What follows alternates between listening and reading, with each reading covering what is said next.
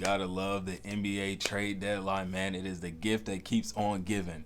We just got another Schomburg alert, maybe roughly an hour ago, that gave us a trade we were expecting. So not as much of a shock as the Luka Doncic, Anthony Davis trade from last night, but DeAaron Fox was finally traded from the Sacramento Kings. He is being moved to the San Antonio Spurs, and Zach Lavine is being traded from the Chicago Bulls to the Sacramento Kings in a multi-team trade.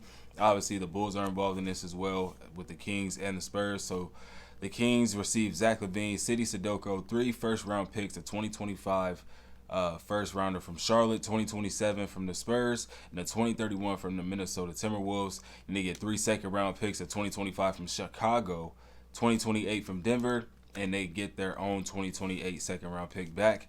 The Spurs receive DeAaron Fox and Jordan McLaughlin, and the Bulls get Zach Collins, Trey Jones, Kevin Huerter, and their own 2025 pick back via the San Antonio Spurs. So the Bulls are very happy about that because they get their pick back from the San Antonio Spurs, so they are able to do whatever they please for the rest of the season, whether they want to go for the play-in, whether they want to just fall off a cliff now that Zach Lavine is out of there. I'm pretty sure Nikola Vucevic is next up to be traded out of there. The Bulls, this season is in their hands. They're going to have a lottery pick. That may have that Atlanta Hawks pick. They may have another pick as well, but receiving their own pick back is huge for them. So that is very monumental for the Chicago Bulls and their future setting up. For the Spurs, though, getting DeAaron Fox, this is where he wanted to go, so he's going to be extra motivated to play because he's in the position or in the destination that he most favored. So that's a win-win for him. He gets out of a situation where it just hasn't been positive other than 2023 when they made the playoffs, they were the 2 or 3 seed. You haven't had much upside from there. They fired Mike Brown, although they have looked very, very good under interim head coach Doug Christie. It just wasn't working out for De'Aaron Fox, and on top of the fact that he probably wasn't going to make All NBA this season, he wasn't going to be eligible for that Supermax. So, it's best for him to just cut ties and move on from there. I don't understand why it took so long for that to happen.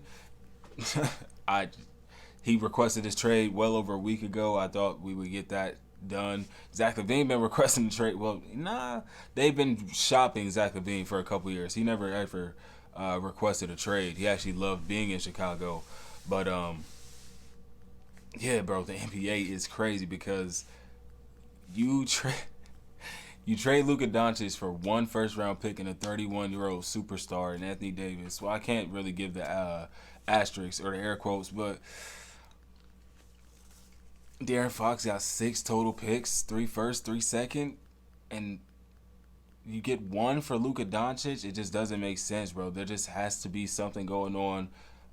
Adam Silver is pulling all the moves right now because how in the world does Luka Doncic get traded in any scenario, in any reality of life, to the Lakers at that? And then we get this De'Aaron Fox shakeup, Zach Lavine moving across the country. Is it a ratings ploy? Is he trying to get the ratings up? I don't know. Brian Windhorst, I don't know. But it's just crazy to me that the asking price for De'Aaron Fox was higher than Luka Doncic. Like, the Mavericks really got fleeced, and they let it happen. And the crazy part is, and I'm going to drop another video about Luka Doncic, like, breaking it down, because there's a lot that has been coming out about this. I could go on in this video, but it is getting pretty late, so I'm going to drop a separate video regarding that. But the Mavericks offered Luka Doncic for Anthony Davis a few days ago. This trade could have happened a few days ago, but they had to talk about it and really make sure that this was, like, legit, that they could get this done, that they actually wanted to get this done.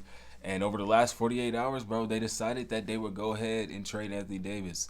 The ball was actually in Rob Pelinka's court. This was not Nico Harrison, like, getting called up by Rob Pelinka. No.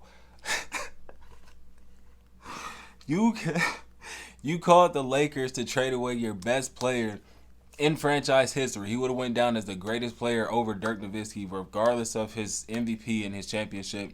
I believe Luka Doncic could have been an MVP and an NBA champion in Dallas with the scoring titles, with the scoring records, with the assist records, with the triple doubles. Like, that would have been ridiculous. 7-7 would have been up in them rafters. He probably still will end up there. I don't know. He didn't really do that. He did take them to the conference finals once, and he did take them to the NBA finals. Fan favorite. I think he has about. He had a lot of points. He has 90. He has more points than 94.6% of all NBA players to ever play in basketball. That is crazy. He's only in year 7 or 8.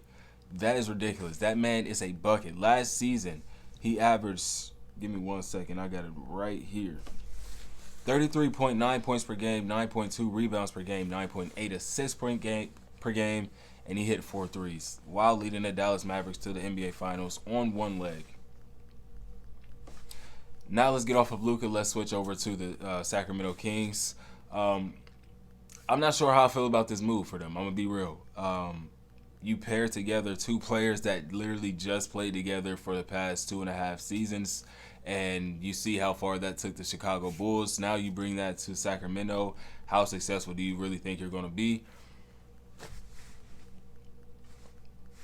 Only time will tell on that, but one thing you do have off the bat is chemistry. They have an undoubtedly,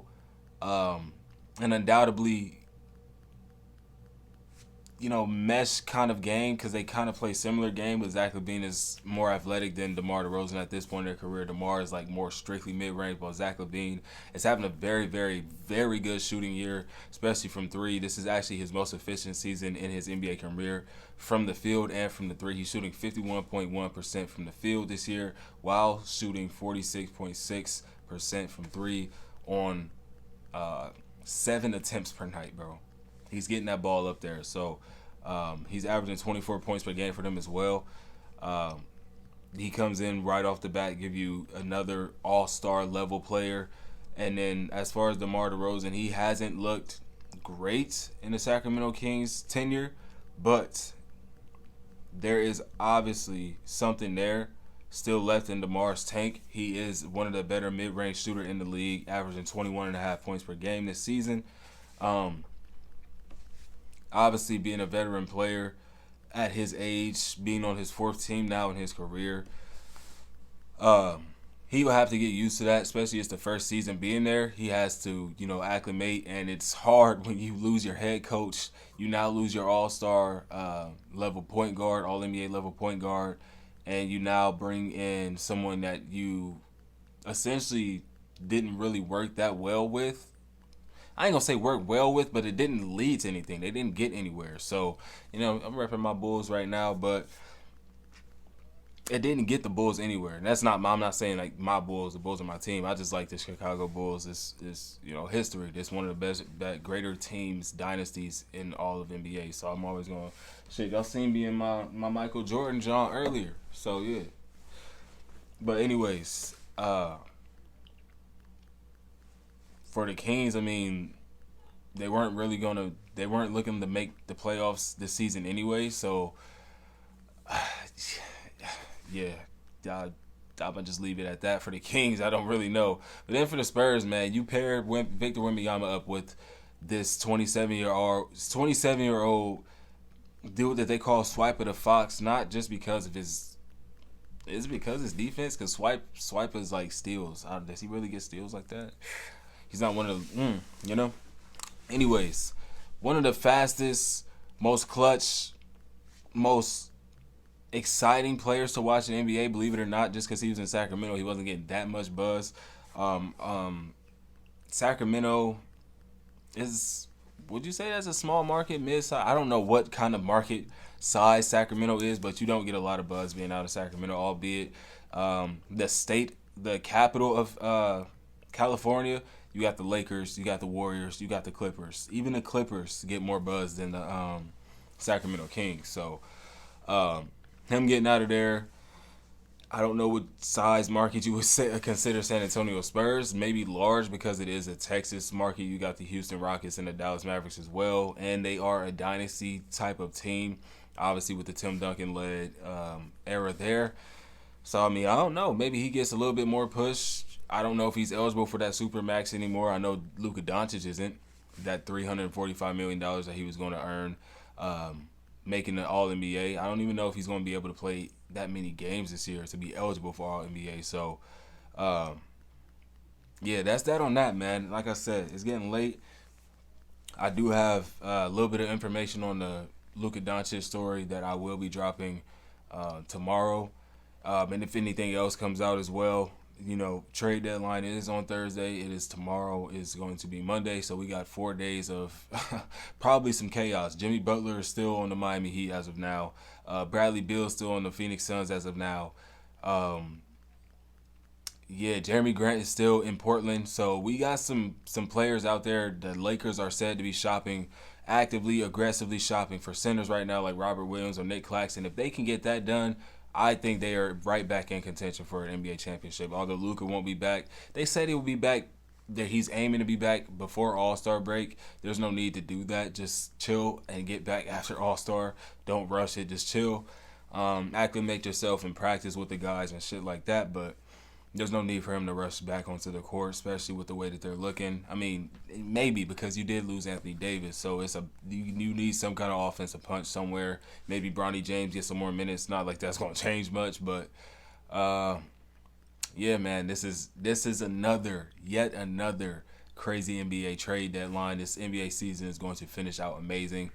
The championship, I would dare say, is up in the air because my Thunder is still shutting shit down. The Cleveland Cavaliers, although they are falling off a little bit, they are still looking very good. And then obviously everyone else's favorite, 95 to 90% of the world's favorite, the Boston Celtics are still the Boston Celtics. So, yeah, we'll just see over the next week what happens because that literally could determine. The Bucks are still looking to make moves. Somehow, some way, they're trying to make moves as well. So we will see what happens. But with that being said, I'm going to go ahead and get out of here. I appreciate y'all tuning in again. As always, we enjoy basketball. I appreciate y'all, man. Peace.